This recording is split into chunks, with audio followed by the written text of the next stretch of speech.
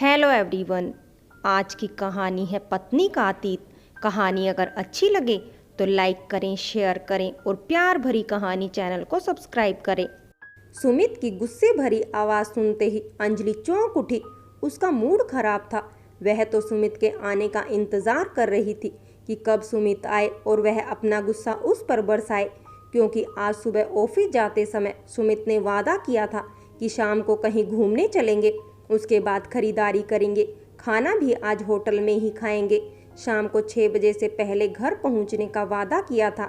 4 बजे के बाद अंजलि ने कई बार सुमित के मोबाइल फ़ोन पर बात करनी चाही तो उसका फ़ोन नहीं सुना था। हर बार उसका फ़ोन काट दिया गया था। वह समझ नहीं पा रही थी कि आखिर बात क्या है। जल्दी नहीं आना था तो मना कर देते, बार बार फ़ोन काटने का क्या मतलब। अंजलि तो शाम 5 बजे से ही जाने के लिए तैयार हो गई थी। पता नहीं ऑफिस में देर हो रही है या यार दोस्तों के साथ सैर सपाटा हो रहा है। बस उसका मूड खराब होने लगा था। उसे कमरे की लाइट ऑन करना भी ध्यान नहीं रहा। अंजलि ने सुमित की ओर देखा। सुमित का चेहरा गुस्से से तमतमा रहा था। 2 साल की शादीशुदा जिंदगी में आज वह पहली बार सुमित को इतने गुस्से में देख रही थी। अंजलि अपना गुस्सा भूलकर हैरान सी बोल उठी, यह क्या कह रहे हो? मैं कब से तुम्हारा इंतजार कर रही हूँ। तुम्हारा फोन मिला है तो हर बार तुमने काट दिया। आखिर बात क्या है? बात तो बहुत बड़ी है। तुमने मुझे धोखा दिया है और तुम्हारे माता पिता ने भी मुझे धोखा दिया है। धोखा? कैसा धोखा? अंजलि के दिल की धड़कन बढ़ती चली गई। तुम्हारे धोखे का मुझे आज पता चल गया है कि तुम शादी से पहले अंशुल की थी, सुमित ने कहा। यह सुनकर अंजलि चौंक गई। वह सुमित से आंखें न मिला पाई और इधर उधर देखने लगी। अब चुप क्यों हो गई? शादी को 2 साल होने वाले हैं। इतने दिनों से मैं धोखा खा रहा था। मुझे क्या पता था जिस शरीर पर मैं अपना हक समझता था वह पहले ही कोई पा चुका था और मुझे दी गई उसकी झूठन। नहीं, आप यह गलत कह रहे हो। क्या तुम अंशुल से प्यार नहीं करती थी? तुम उसके साथ पता नहीं कहाँ कहाँ आती जाती थी। तुम दोनों को शादी की मंजूरी भी मिल गई थी कि अचानक वह कमबख्त अंशुल एक हादसे में मर गया। यह सब तो मुझे आज पता चला, नहीं तो मैं हमेशा धोखे में रहता। यह सुनकर अंजलि की आंखें भर आई। वह बोली, तुम्हें किसी ने धोखा नहीं दिया है। मेरी किस्मत ने ही मुझे धोखा दिया है जो अंशुल के साथ ऐसा हो गया था। तुमने मुझे अब तक बताया क्यों नहीं? अंजलि चुप रही। अब तुम यहाँ नहीं रहोगी। मैं तुम जैसी चरित्रहीन और धोखेबाज को अपने घर में नहीं रखूंगा।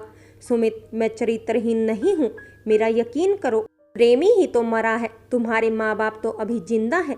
जाओ वहाँ दफा हो जाओ। मैं तुम्हारी सूरत भी नहीं देखना चाहता। अपने धोखेबाज माँ बाप से कह देना कि अपना सामान ले जाए। अंजलि सब सहन कर सकती थी पर अपने माता पिता की बेइज्जती सहना उसके वश से बाहर था। वह एकदम बोल उठी, तुम मेरी मम्मी पापा को क्यों गाली देते हो? वे धोखेबाज नहीं हैं तो उन्होंने क्यों नहीं बताया? कहते हुए सुमित ने गालियां दे डाली। ठीक है, अब मैं यहाँ एक पल भी नहीं रहूंगी। कहते हुए अंजलि ने एक बैग में कुछ कपड़े भरे और चुपचाप कमरे से बाहर निकल गई। अंजलि रेलवे स्टेशन पर जा पहुंची। रात 10:30 बजे ट्रेन आई। ट्रेन में बैठकर अंजलि 3 साल पहले की यादों में खो गई। 3 साल पहले एक दिन अंजलि बाजार में कुछ ज़रूरी सामान लेने जा रही थी। उसके हाथ में मोबाइल फ़ोन था। तभी एक लड़का उसके हाथ से मोबाइल छीनकर भागने लगा। वह एकदम चिल्लाई, पकड़ो पकड़ो, चोर चोर, मेरा मोबाइल। बराबर से जाते हुए एक नौजवान ने दौड़ लगाई। वह लड़का मोबाइल फेंक कर भाग गया था। जब उस नौजवान ने मोबाइल लौटाया तो अंजलि ने मुस्कुराकर धन्यवाद कहा था। वह युवक अंशुल ही था जिसके साथ पता नहीं कब अंजलि प्यार के रास्ते पर चल दी थी। एक दिन अंजलि ने मम्मी से कह दिया था कि अंशुल उससे शादी करने को तैयार है।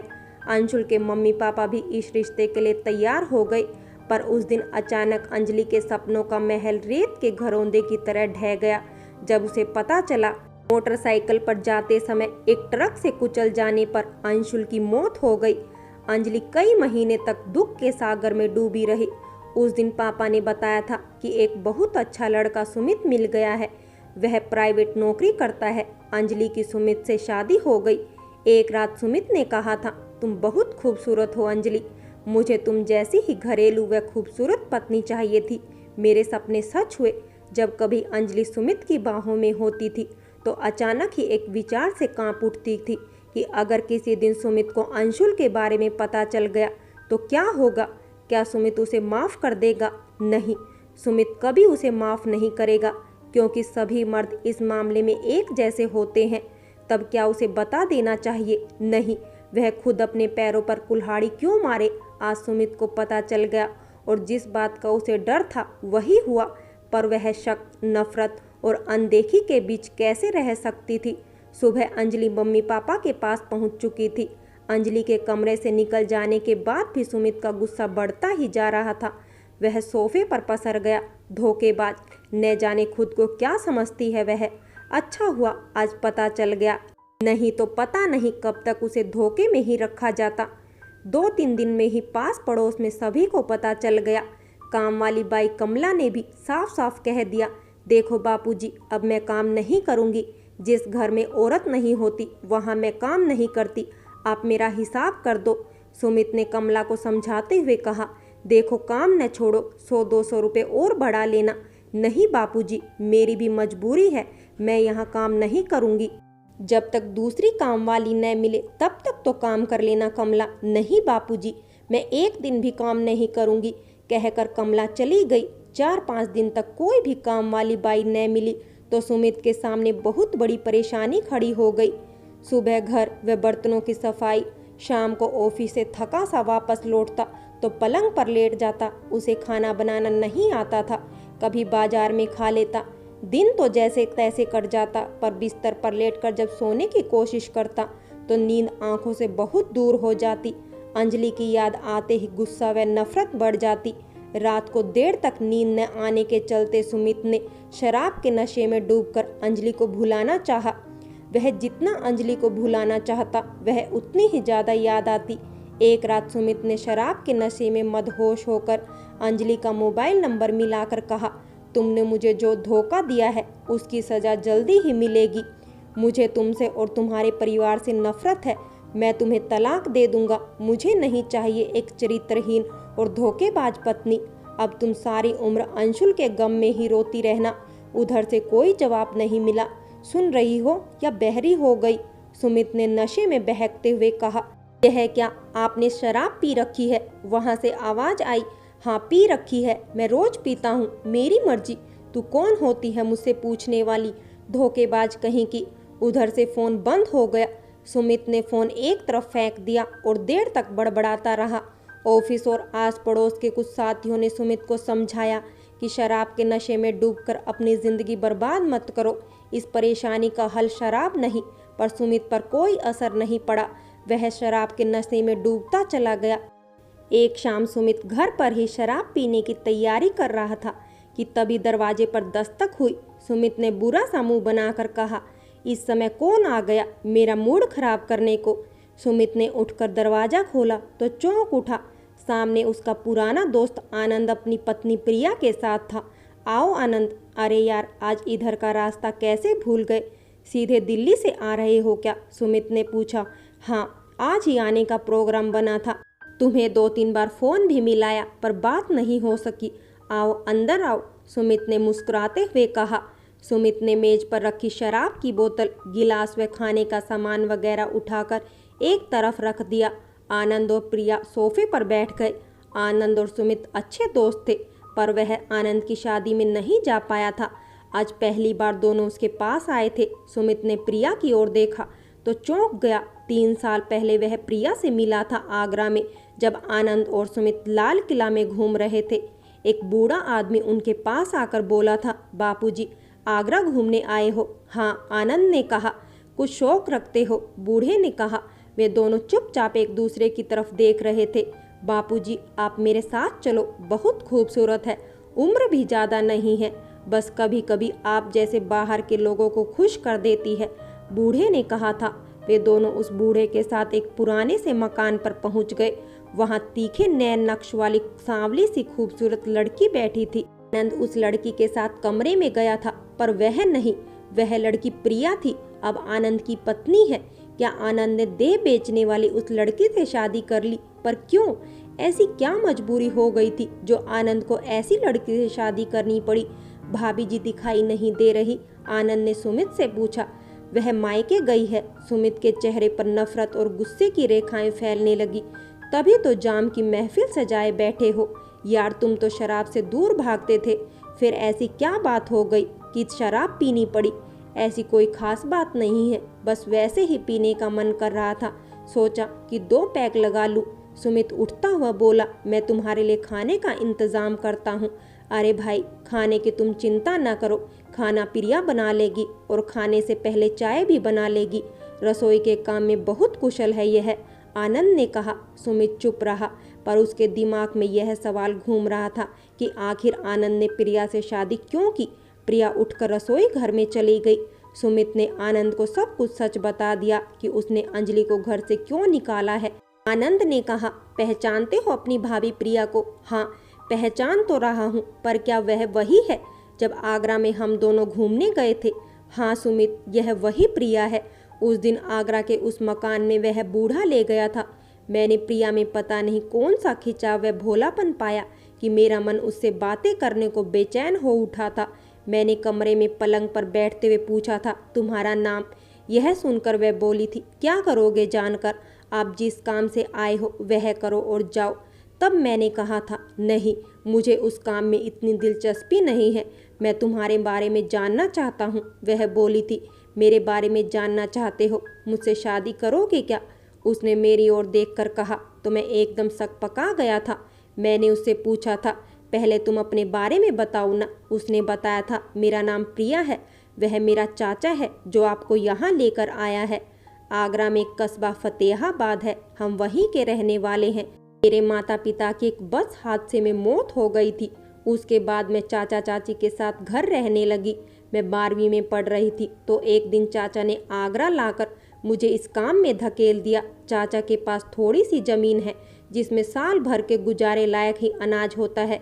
कभी कभार चाचा मुझे यहाँ लेकर आ जाता है। मैंने उससे पूछा, जब चाचा ने इस काम में तुम्हें धकेला तो तुमने विरोध नहीं किया? वह बोली, किया था, विरोध बहुत किया। एक दिन तो मैंने यमुना में डूब जाना चाहा था, तब किसी ने मुझे बचा लिया था। मैं क्या करती, अकेली कहाँ जाती? कटी पतंग को लूटने को हजारों हाथ होते हैं, बस मजबूर हो गई थी चाचा के सामने। फिर मैंने उससे पूछा था, इस दलदल में धकेलने के बजाय चाचा ने तुम्हारी शादी क्यों नहीं की? वह बोली, मुझे नहीं मालूम। यह सुनकर मैं कुछ सोचने लगा था। तब उसने पूछा था, क्या सोचने लगे? आप मेरी चिंता मत करो। और कुछ सोचकर मैंने कहा, प्रिया, मैं तुम्हें इस दलदल से निकाल लूँगा। तो वह बोली थी, रहने दो आप बापूजी, क्यों मजाक करते हो? लेकिन मैंने ठान लिया था। मैंने उससे कहा था, यह मजाक नहीं है, मैं तुम्हें यह सब नहीं करने दूंगा, मैं तुमसे शादी करूंगा। प्रिया के चेहरे पर अविश्वास भरी मुस्कान थी। एक दिन मैंने प्रिया के चाचा से बात की, एक मंदिर में हम दोनों की शादी हो गई। मैंने कभी प्रिया को उसकी पिछली जिंदगी की याद नहीं दिलाई। वह मेरा कितना उपकार मानती है कि मैंने उसे ऐसे दलदल से बाहर निकाला जिसकी उसे सपने में भी उम्मीद नहीं थी। यह सुनकर सुमित हैरान रह गया। वह आनंद की ओर एकटक देख रहा था। न जाने कितने लोग प्रिया के जिस्म से खेले होंगे। आखिर यह सब कैसे सहन कर गया आनंद? क्या आनंद के सीने में दिल नहीं है? आनंद के सामने कोई मजबूरी नहीं थी, फिर भी उसने प्रिया को अपनाया। आनंद ने कहा, यार, भूल तो सभी से होती है, कभी किसी को माफ़ भी करके देखो। भूल की सज़ा तो कोई भी दे सकता है, पर माफ़ करने वाला कोई कोई होता है। किसी गिरे हुए को ठोकर तो सभी मार देते हैं, पर उसे उठाने वाले कोई कोई हाथ ही होते हैं। तभी प्रिया एक ट्रे में चाय के कप व कुछ खाने का सामान लेकर आई और बोली, चाय लीजिए। सुमित सकपका गया। वह प्रिया से आंखें नहीं मिला पा रहा था। वह खुद को बहुत छोटा महसूस कर रहा था। उसे लग रहा था कि सचमुच उसने अंजलि को घर से निकालकर बहुत बड़ी भूल की है। शक के जाल में वह बुरी तरह उलझ गया था। आज उस जाल से बाहर निकलने के लिए झटपटाहट होने लगी। उसे खुद से ही नफरत हो रही थी। सुमित चुपचाप चाय पी रहा था। आनंद ने कहा, अब ज़्यादा ना सोचो, कल ही जाकर तुम भाभी जी को ले आओ। सबसे पहले यह शराब उठाकर बाहर फेंक देना। भाभी जी के आने के बाद तुम्हें इसकी ज़रूरत नहीं पड़ेगी। शराब तुम्हें खोखला और बर्बाद कर देगी। भाभी जी की याद में जलने से जिंदगी दुभर हो जाएगी। जिसका हाथ थामे है उसे शक के अंधेरे में इस तरह भटकने के लिए न छोड़ो। कुछ त्याग भी करके देखो यार, वैसे भी इसमें भाभी जी की ज़रा भी गलती नहीं है। सुमित को लग रहा था कि आनंद ठीक कह रहा है। वह एक भूल तो कर चुका है, अंजलि को घर से निकालकर अब तलाक लेने की दूसरी भूल नहीं करेगा। कुछ दिनों में ही उसकी और घर की क्या हालत हो गई। अभी तो जिंदगी का सफर बहुत लंबा है, हम 4 दिन बाद लौटेंगे तो भाभी जी से मिलकर जाएंगे, आनंद ने कहा। सुमित ने मोबाइल फोन का स्विच ऑन किया और दूसरे कमरे में जाता हुआ बोला, मैं अंजलि को फोन करके आता हूँ। आनंद और प्रिया ने मुस्कुराकर एक दूसरे की ओर देखा। सुमित ने अंजलि को फोन मिलाया। उधर से अंजलि बोली, हेलो, कैसी हो अंजलि? सुमित ने पूछा। मैं ठीक हूँ। कब भेज रहे हो तलाक के कागज? अंजलि, तलाक की बात न करो, मुझे दुख है कि उस दिन मैंने तुम्हें घर से निकाल दिया था, फिर फोन पर न जाने क्या क्या कहा था। मुझे उस भूल का बहुत पछतावा है। पीकर नशे में बोल रहे हो क्या? मुझे पता है कि अब तुम रोज रोज शराब पीने लगे हो। नहीं अंजलि, अब मैं नशे में नहीं हूँ, मैंने आज नहीं पी है। तुम्हारे बिना यह घर अधूरा है, अब अपना घर संभाल लो, मैं तुम्हें कल लेने आ रहा हूँ। उधर से अंजलि का कोई जवाब नहीं मिला। अंजलि, तुम चुप क्यों हो? अंजलि के रोने की आवाज़ सुनाई दी। नहीं अंजलि नहीं, अब तुम्हें रोने नहीं दूंगा, मैं कल ही आकर मम्मी पापा से माफ़ी मांग लूँगा। बस एक रात की बात है, मैं कल शाम तक तुम्हारे पास पहुँच जाऊँगा, मैं इंतज़ार करूँगी। उधर से अंजलि की आवाज़ सुनाई दी। सुमित ने फ़ोन बंद किया और आनंद व प्रिया को यह सूचना देने के लिए मुस्कुराता हुआ उनके पास गया। फ्रेंड्स, कहानी अगर अच्छी लगी हो तो लाइक करें, शेयर करें और प्यार भरी कहानी चैनल को सब्सक्राइब करें।